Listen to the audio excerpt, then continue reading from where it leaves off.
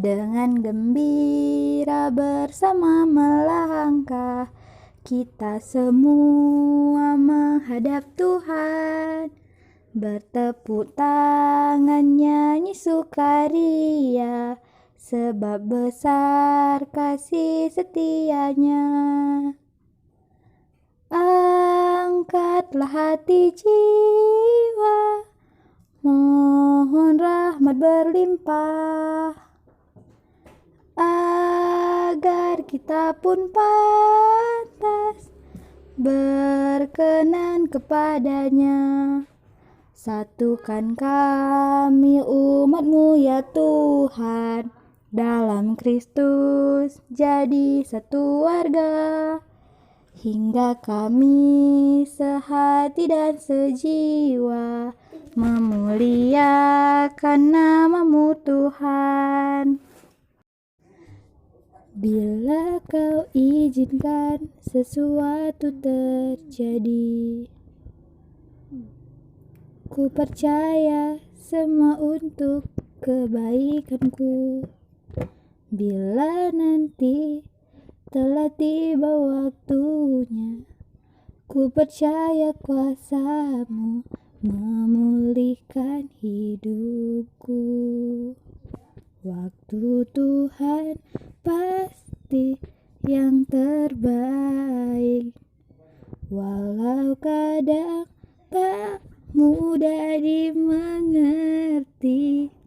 Lewati cobaan, ku tetap percaya waktu Tuhan pasti yang terbaik. Ku yakin saat Kau berfirman, ku menang saat Kau bertindak. Hidupku hanya ditentukan oleh perkataan-Mu. Ku aman karena Kau menjaga, ku kuat karena Kau menopang. Hidupku hanya ditentukan oleh kuasa-Mu.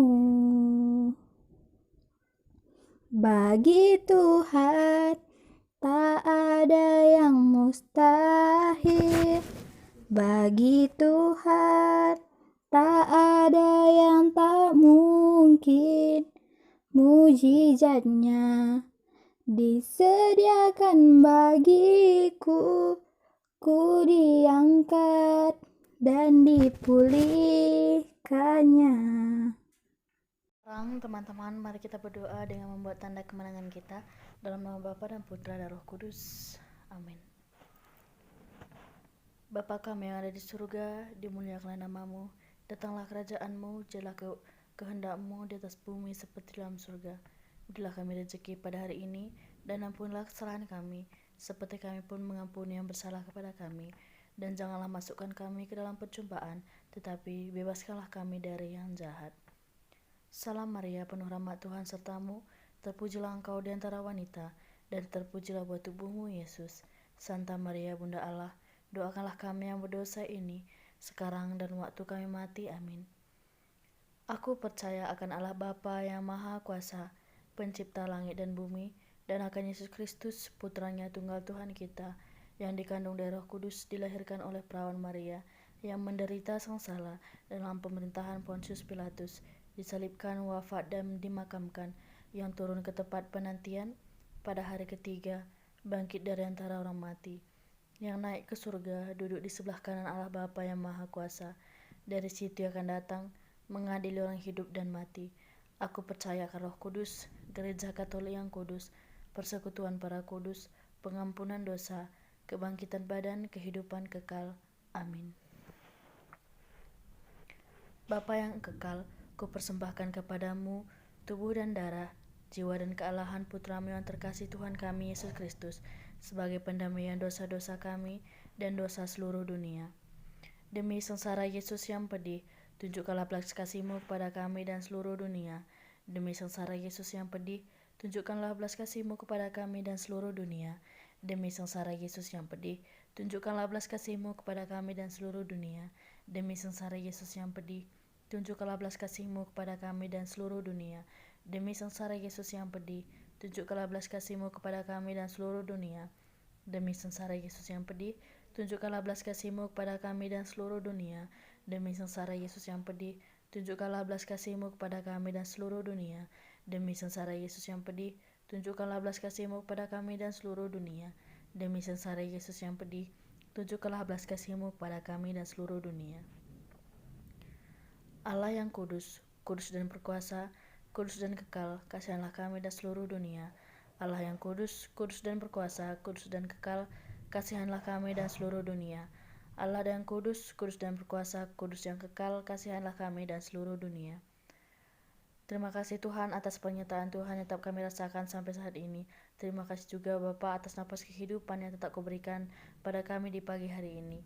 Tuhan Yesus, sebentar kami akan mendengarkan sebagian daripada firman-Mu. Tuhan, tuntun kami Bapa supaya kami dapat mendengarkan firman-Mu dengan baik dan menanamkannya dalam hati kami masing-masing. Tuhanlah doa kami panjatkan melalui Putra-Mu Yesus Kristus, Juru Selamat kami manusia yang hidup. Amin. Dalam nama Bapa dan Putra dan Roh Kudus. Amin. Pada pagi hari ini diambil dari Lukas 15 ayat 1-3 dan ayat 11-32. Saudaramu telah mati dan kini hidup kembali. Para pungut cukai dan orang-orang berdosa biasa datang kepada Yesus untuk mendengarkan dia. Maka bersungut-sungutlah orang-orang Farisi dan ahli-ahli Taurat, katanya. Ia menerima orang-orang berdosa dan makan bersama-sama dengan mereka. Maka Yesus menyampaikan perumpamaan ini kepada mereka. Ada seorang mempunyai 2 anak laki-laki. Kata yang bungsu kepada ayahnya, "Bapa, berikanlah kepadaku bagian harta milik kita yang menjadi hakku."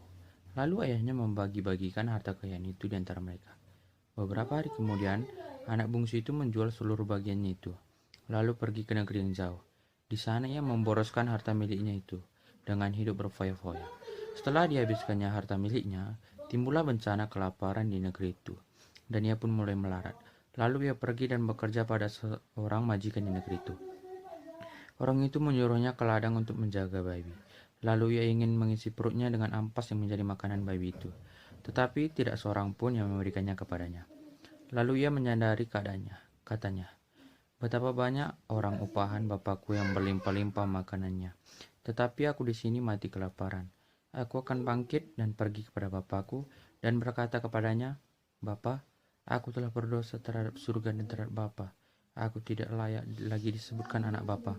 Jadikanlah aku sebagai salah seorang upahan Bapa." Maka bangkitlah ia dan pergi kepada bapaknya. Ketika ia masih jauh, ayahnya telah melihat dia. Lalu tergeraklah hatinya oleh belas kasihan. Ayah itu berlari mendapatkan dia, lalu merangkul dan mencium dia. Kata anak itu kepadanya, "Bapa, aku telah berbuat dosa terhadap surga dan terhadap Bapa. Aku tidak layak lagi disebutkan anak Bapa." Tetapi ayah itu berkata kepadanya, "Hamba-hambanya, lekaslah bawa kemari jubah yang terbaik, dan pakaikanlah kepadanya. Kenakanlah cincin pada jarinya, dan sepatu pada kakinya. Dan ambillah anak lembu tambun itu, sembelihlah dia, dan marilah kita makan dan bersuka cita. Sebab anakku ini telah mati dan menjadi hidup kembali. Ia telah hilang dan didapat kembali." Maka mulailah mereka bersukaria. Tetapi anaknya yang sulung sedang berada di ladang. Ketika pulang dan dekat ke rumah, ia mendengar bunyi seruling dan nyanyian tari-tarian. Lalu ia memanggil salah seorang hamba dan bertanya kepadanya, "Apa arti semua itu?" Jawab hamba itu, "Adikmu telah kembali, dan ayahmu telah menyembelih anak lembu tambun, karena ia mendapatkannya kembali anaknya itu dengan selamat." Maka marahlah anak sulung itu dan dia tidak mau masuk. Lalu ayahnya keluar dan berbicara dengan dia.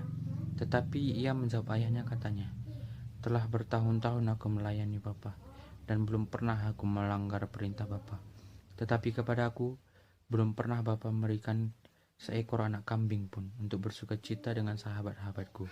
Tetapi baru saja datang anak Bapa yang telah memboroskan harta kekayaan Bapa bersama dengan pelacur-pelacur, maka Bapa menyembelihkan anak lembu tambun itu untuk dia." Kata ayahnya kepadanya, "Anakku, engkau selalu bersama-sama dengan aku, dan segala kepunyaanku adalah kepunyaanmu. Kita patut bersuka cita dan bergembira karena adikmu telah mati dan menjadi kembali. Ia telah hilang dan didapat kembali. Demikianlah sabda Tuhan. Mari kita tutup renungan kita berdoa dalam nama Bapa dan Putra dan Roh Kudus. Amin. Terima kasih Bapa karena Engkau tetap menemani kami hingga kebaktian kami telah selesai. Tuhan, aktivitas kami selanjutnya kami serahkan ke tangan pengasihan Tuhan agar aktivitas kami dapat berjalan dengan lancar. Tuhan, di atas segalanya Bapa, Kau ampunilah dosa-dosa kami, supaya berkat yang Kau berikan kepada kami tidak terhalang akan dosa-dosa kami. Inilah doa dan pengharapan kami berdoa melalui Putramu Yesus Kristus, Juru Selamat kami manusia yang hidup. Amin. Dalam nama Bapa dan Putra dan Roh Kudus. Amin.